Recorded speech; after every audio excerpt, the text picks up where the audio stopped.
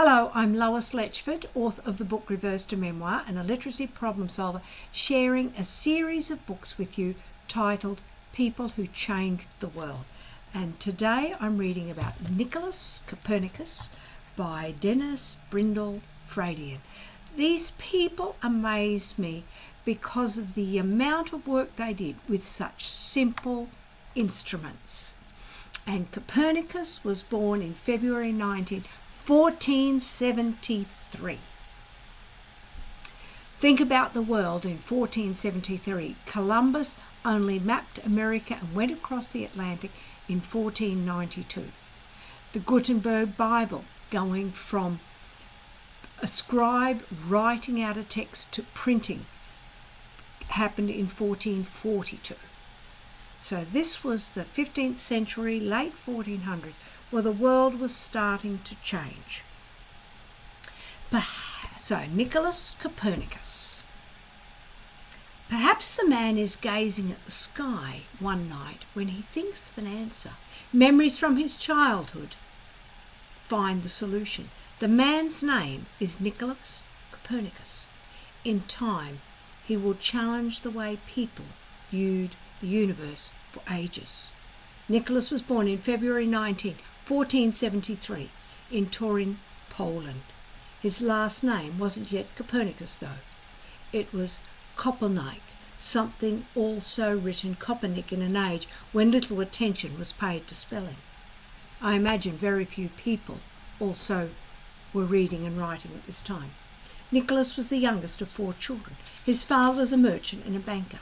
The family owned a large home in Turin and a summer house near the grapevines outside town.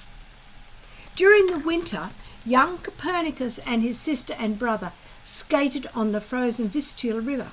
During the summer, they played tag and ran races. Nicholas learned to ride a horse and travel with his family by wagon. To a person moving fast, someone moving more slowly can appear to be going backward. Years later, everyday observations would help him make a great discovery. Nicholas was only 10 when his father died. His mother also died around then. His brother Lucas, a clergyman who later became a bishop, adopted Nicholas, his brother, and 2 sisters. Uncle Lucas was so stern that people claimed he was never seen to laugh. But he raised his sister's 4 children and made sure they became something in this world. Uncle Lucius decided Nicholas, who was quiet and thoughtful, should become a clergyman like himself. He enrolled Nicholas at the cathedral school in Warlock, Poland, 40 miles from Turin.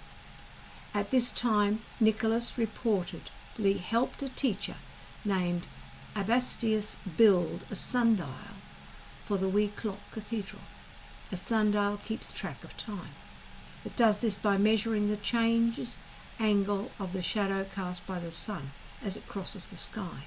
Perhaps building this first sundial interested Nicholas in astronomy, the study of stars, planets, and other heavenly bodies.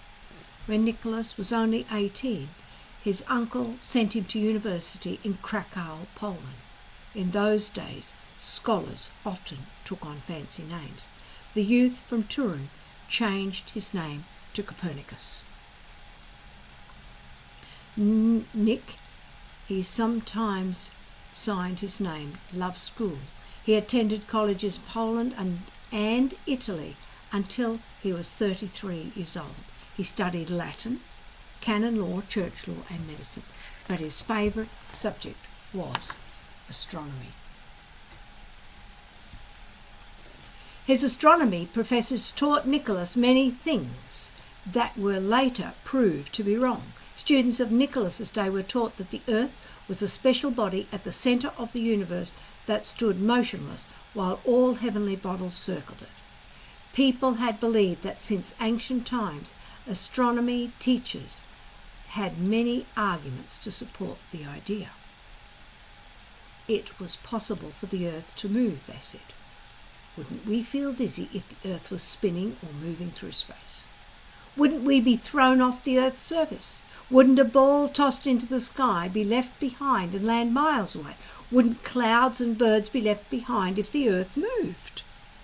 Besides, anyone could see that the heavenly bodies circle the Earth. Each morning the sun rose in the east. It travelled across the sky all day before setting in the west. At night the moon and stars also crossed the sky, as did the 5 known planets: Mercury, Venus, Mars, Jupiter and Saturn. The backward loops, Mars and other planets, sometimes made puzzled astronomers. Still, they saw no reason to doubt the old age idea that the Earth was the centre of the universe. In his studies, Nicholas read about the ancient Greek astronomer named Aristarchus. The heavenly bodies don't really circle the Earth. Aristarchus had claimed they only seem to do this because the Earth spins. Besides spinning, the Earth also travels around the sun, Aristarchus added. For holding such ideas, Aristarchus was believed to have lost his mind. Nicholas thought about what his history teachers said and about what the crackpot Aristarchus had claimed. While reading his books, Nicholas made notes in his margins as ideas came to him. When no paper was available, he wrote his ideas on calendars and even on walls. His notes showed that by age 20 he was starting to think that the crazy Aristarchus had been right. Nicholas finally finished college in 1506. He spent the rest of his life working as a clergyman and physician. Most of the time he was situated in Poland's Freudenberg Cathedral near the Baltic Sea. The cathedral resembled a castle. For his living space, Nicholas chose a tower with an open view of the sky. His church duties included conducting service, collecting taxes, and overseeing lands. As a physician, he became known for treating the local poor people. In the early 1500s, doctors knew very little of disease. A medical book still exists, which Copernicus wrote. He must have felt hopeless about treating a patient, for those words mean God help in Polish. At the end of the day's work, he observed the heavens from his tower. One of his observations was dated June 5th, 1512. That night he observed Mars, which was in the midst of one of its backward loops. As usual, he wondered, why does the red planet do that? Perhaps he was gazing at Mars when the answer came to him. There was a logical reason for the red planet's backward loops, Copernicus realized. He recalled his childhood observation that a slow-moving object can appear to go backwards from the vantage point of a passing faster object. Wouldn't the same thing be true of planets? Earth must not be standing still at the centre of the universe as everyone believed. Instead, it and the other planets orbit the sun, like the crackpot Aristarchus had said. Earth is closer to the sun than Mars and faster than the red planet. At times, Earth overtakes and passes Mars as both planets orbit the sun. At those times, Mars appears to make a backward loop in the sky for a few months. Once he realized that Earth was a planet orbiting the sun, everything else fell into place. Why do all the heavenly bodies seem to circle above us? For the same reason, an ice skater doing a spin can have the illusion that everything is spinning around them. The stars only appear to cross the sky from east to west each night because the Earth is spinning. For the same reason, the sun only appears to cross the sky each day. If the Earth spins like a top and orbits the sun, why don't we feel the motion or get thrown into space? Because the Earth is huge and moves smoothly. Why don't clouds, birds or a ball tossed in the air get left behind as the Earth moves? Because the surroundings the Earth moves along with it. Around 1512, Copernicus wrote a booklet stating that the Earth is a planet orbiting the Sun. He called it the Little Comet. As a Catholic churchman, he had to be cautious. The Church insisted that the Earth was the centre of the universe. A clergyman who disputed this could be punished.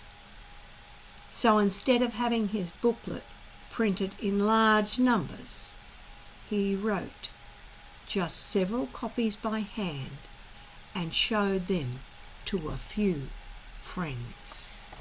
Check out the punishment for anyone who disagreed with the Catholic Church at that time. Upon completing the Little Comet, Nicholas began a much longer work. Night after night he viewed the heavens from his tower and worked on his book. For 30 years he wrote and rewrote his work. He wanted to publish it, but kept delaying for fear of punishment by the Church. By 1541 he was 68 years old. That was considered quite elderly at the time. Besides, Copernicus was suffering from a serious heart condition. Realizing that it would be wrong for his ideas to die with him, he unlocked the drawer where he kept his manuscript. At long last, he sent it to a publisher. By then, he was so ill, it appeared he would not live to see his book come off the presses. But he clung to life until May 24th, 1543. On that day, a messenger rushed to his bedside with the first printed copy. He held his book in his hands. Within a few hours, he died at the age of 70 in the tower where he had spent much of his life. Copernicus's masterpiece concerning the revolution of the heavenly spheres was one of the most important books ever written.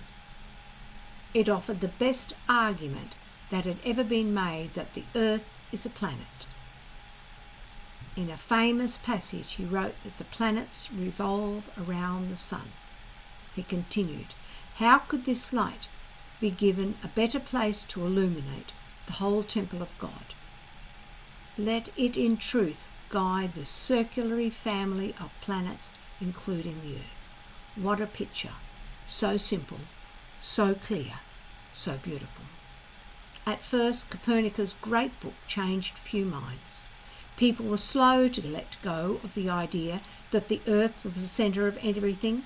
Religious leaders especially opposed what came to be called the Copernicus system, the idea that the Earth spins and orbits the sun with other planets. In the year 1600, the Italian scholar Giordano Bruno was burned to death in Rome, partly for teaching Copernicus's ideas. That was the punishment. But the truth couldn't be held back forever. Little by little, proof of the Copernicus system was found. In the winter of 1609-1610, Galileo Galilei of Italy became the first scientist to make astronomical discoveries with a telescope.